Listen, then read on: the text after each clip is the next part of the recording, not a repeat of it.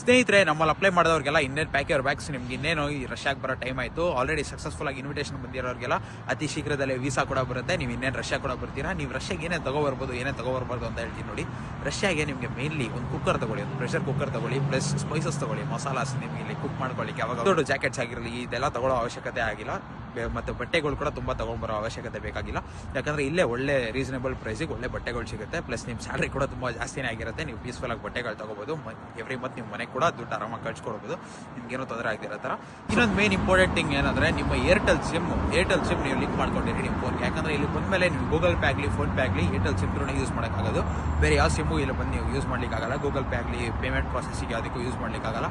ಮತ್ತು ನಾನು ಹೇಳಿರೋ ಇಷ್ಟು ಡಾಕ್ಯುಮೆಂಟ್ಸು ನಿಮ್ಮ ಹತ್ರ ಏನೇನು ಡಾಕ್ಯುಮೆಂಟ್ಸ್ ಇದೆಯೋ ಎಲ್ಲ A to Z, ಪಾಸ್ಪೋರ್ಟಿಂದ ಆಧಾರ್ ಕಾರ್ಡ್ವರೆಗೂ ಎಲ್ಲ ಒಂದೊಂದು ಜೆರಾಕ್ಸ್ ಕಾಪಿ ಇಟ್ಕೊಂಡಿರಿ ನಿಮ್ಮ ಹತ್ರ.